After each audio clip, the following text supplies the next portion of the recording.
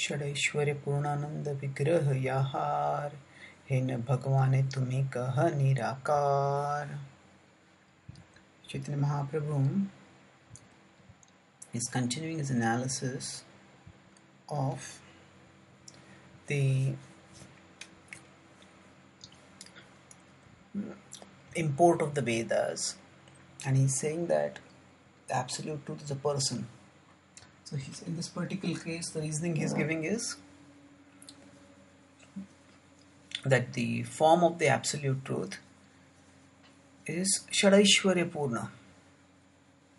It is blissful, Vigraha Yahar. So that form which is full of six opulence, has six opulences, which is blissful, Hena Bhagavane Tumi Kaha Nirakar.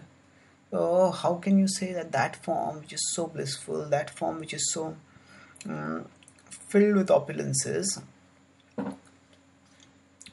how can that be formless? There is already a form, and in fact that form's opulence, praises are sung in the scripture, and how can you say that person is formless? So स्वाभाविक गति न शक्ति यही ब्रह्म है, निह शक्ति का करी तांद्रे करह निश्चय. So now Chaitanya Mahaprabhu is with a series of rhetorical questions challenging Sarvabhauma Bhattacharya's conclusions, and in this way he is substantiating his original statement that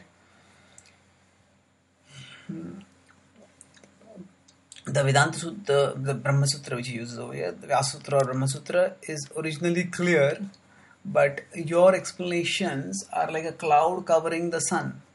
So how is that? He's stating with a series of rhetorical questions. Swabhavik gati na shakti yahi Brahma hai. That this Brahma has three Shaktis. Niha Shakti ka kari tandre kara nishchay. Nihi Shakti ka kari. Although the Brahma naturally has three energies.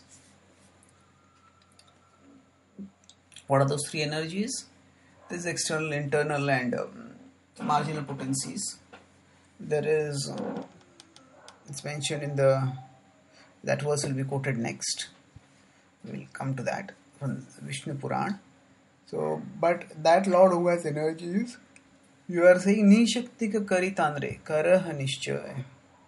Ni Shakti, you are saying that it has having no energy at all. He is having no energy. He is just an impersonal light. So he's pointing out inconsistencies, not just inconsistencies, actually contradictions between what the impersonalists infer as a scriptural conclusion and the scriptural statement themselves. So in Vishnu Puran, the verses will be quoted here.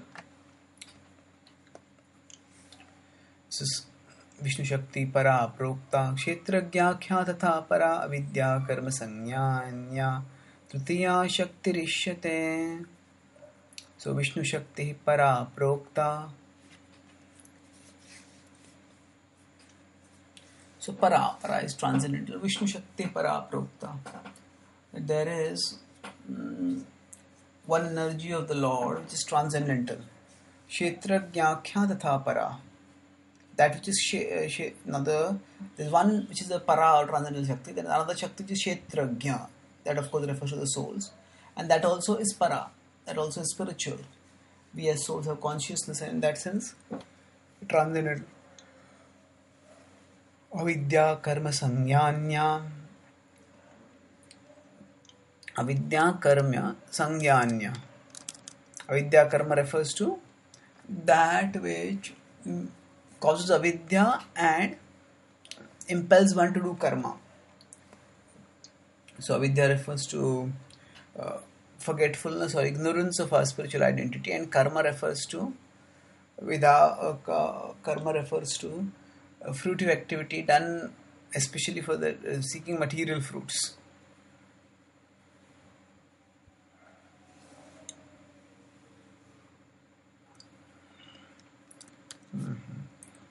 Tritiya Shakti Rishyate. This is the third energy. Now, in the Bhagavad Gita, the exact same terminology is not used. of Shakti,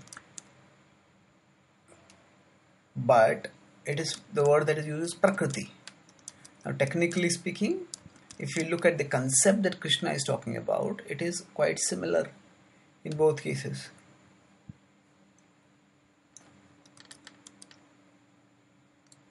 So there is the absolute truth, and he has certain features. So Prakriti Krishna uses there in Bhagavad Gita in a sense which is very similar to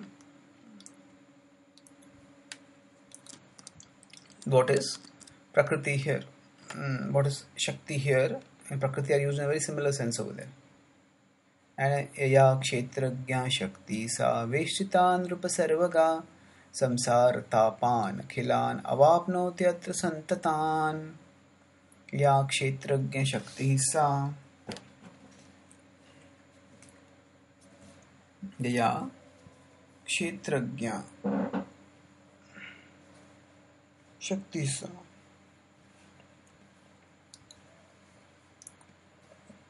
So that which is kshetragya veshchita nrupa sarvaga. So there's a conversation there in the Mahabharata, in the Vishnu Purana also, and there it is said, Nrupa, O king, sarvaga.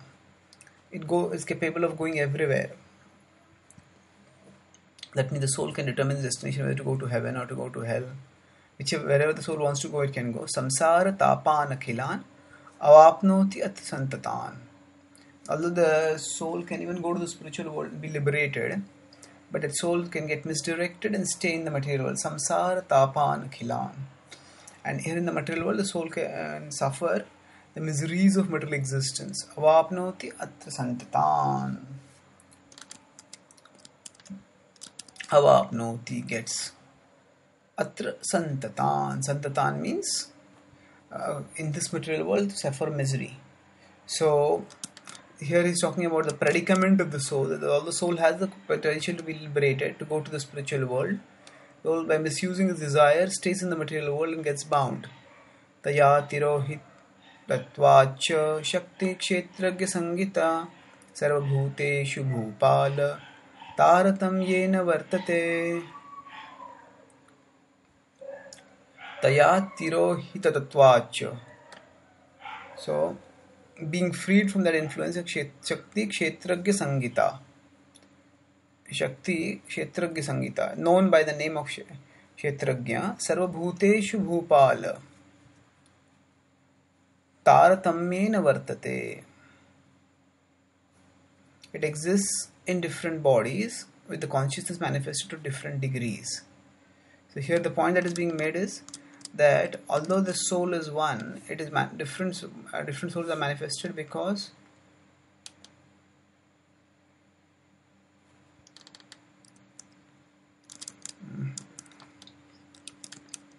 Taratamya. So there is the soul who does karma, and by doing karma the soul gets bound in material existence. So, and accordingly it gets different kinds of bodies. So those different kinds of bodies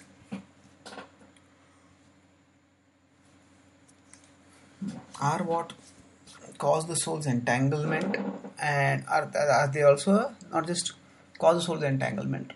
Yes, because when each soul gets a particular body, that also induces certain kinds of desires. But this bodies also represent the way the soul has acted in previous times, and in that way now the soul has to respond.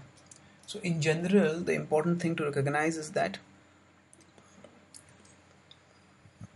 there is no way there can be a